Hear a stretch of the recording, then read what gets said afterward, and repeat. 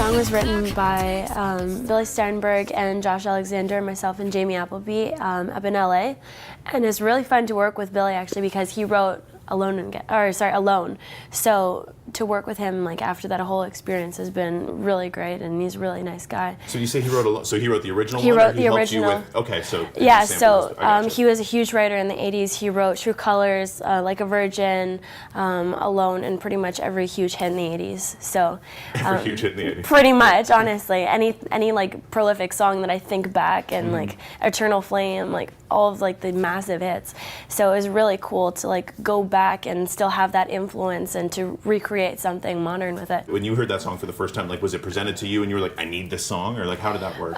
The construction of Alone? Yeah. No. We can go back to that if you want to. I was talking about Guaranteed. Okay. The song Satisfaction Guaranteed, the idea was already kind of there.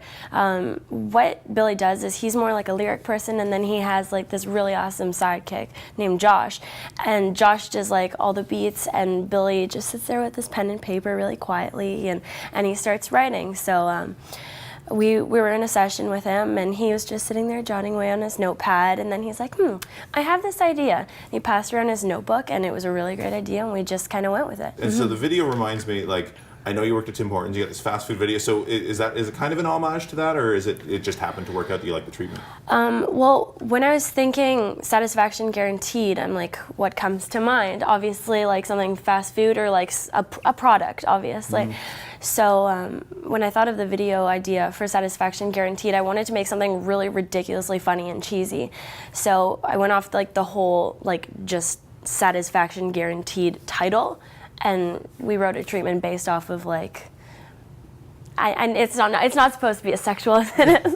It's more funny, but we wrote the idea based off of like the whole Satisfaction Guaranteed fast food thing.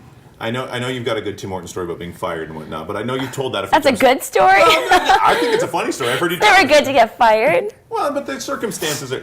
You wouldn't be where you are today if that didn't happen. That's true. I would be in the back of Tim Hortons making chicken salad and donuts.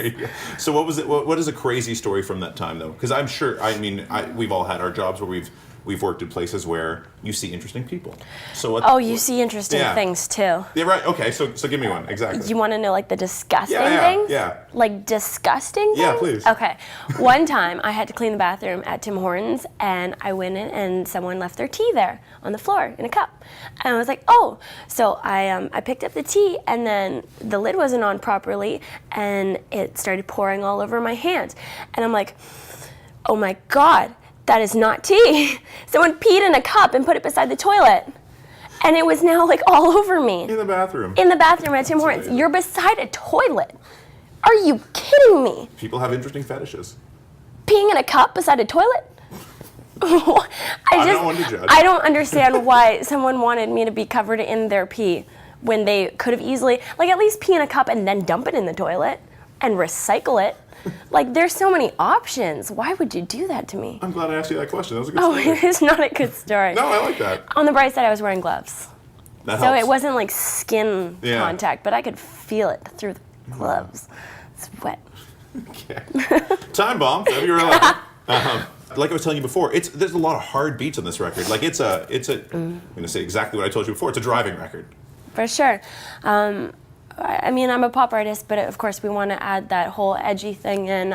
I grew up listening to jazz and blues and R&B, so I like to feel the soul in the songs, and I feel like having that like hard kick and the hard bass, it really helps emit how you're feeling. I mean, when you get really into something, it definitely helps when you're emoting the lyrics with all of it. The last song, other than all that hard stuff, the title track, just you and a piano, basically. Yeah.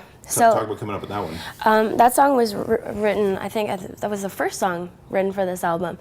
And it was one of those ones that you just kind of sit there and write by yourself at 3 o'clock in the morning when you can't sleep and you have a lot going through your mind. Is that when you typically write? I am probably useless between the hours of 6 a.m. and 4, and anything past that, I'm like creatively on point, but I can't think between those times. I don't know why. I just think better at night. Yeah, I think better at night. I don't know why. I guess it's because when you're like alone in your house and you're just kind of like like in your own thoughts. I don't know. There's something about the nighttime that's when all my creativity decides to come, which is great, except I don't sleep pretty much. So that's what happened with Time Bomb. It was one of those, you can't sleep, what am I gonna do? I know, let's write a really depressing song and wake up all the neighbors. So, Time Bomb. Like I hear you write on piano and guitar. What do you typically gravitate to? Honestly, it depends on the song.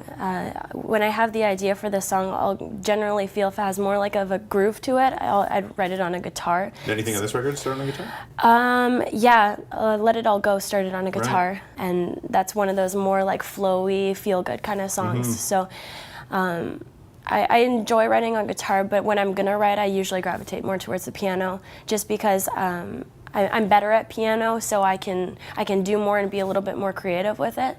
So it helps with my writing process to start off on a piano. I totally got off topic there because it just clued into me when I asked you on the red carpet, and it all kind of ties in. So I met her on the red carpet like 2 years ago at the Junos. When you were doing that like medley of pop songs or dance songs, Okay. whatever it was. Yeah. And I remember asking you, I think our question that night was like, who do you want to collaborate with that's at the Junos? And you had said Jacob from Headley. I'd love to work with him. And now you're about to go on the road with them.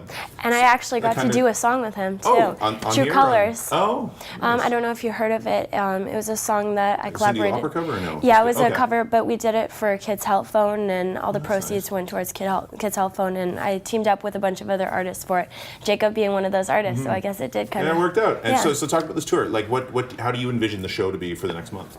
I guess you must know by now. Yeah, I'm really excited for this because it's going to be a little bit different from what I usually do. I get to play a lot of new songs, of course, because the new album is coming out. But I will be able to play a lot of instruments as well in this show, which is not something I typically get to do. In my shows, I'll play guitar for a song, or I'll play piano and Alone Again or something. But I really get to be more immersed with my instruments on this tour, so I'm That's excited. cool. Where does Alone Again sit in a set? When you know you've like, do you want to kick it off or do you want to end it with it, or just sit in the middle? I like to end it strong. Okay. It was for sure my biggest song, especially with the success in Europe. So it's the song that started it all. So it makes sense Nice. to kind of end it off with that. Cool. And we're gonna end it off. We do something called 5 questions. 5 quick questions. Uh-oh. One word answers. Are they scary questions? No. Like questions about the PCAP? Okay. Okay. Road or studio? Road. Lennon or McCartney? Lennon. When you hear a song, what usually hits you first? Lyrics, melody, or rhythm? Lyrics, of course. If someone's never heard Alyssa Reid before, what song do they start with? Time Bomb. And in one word, Alyssa Reid. Sick. Right now. That's the only thing that came to mind. That's good. Thank you so much. No problem. Yeah, appreciate it. That was a weird handshake. I don't know what that was. Let's try that again. There we go. Have The you wet seen fish.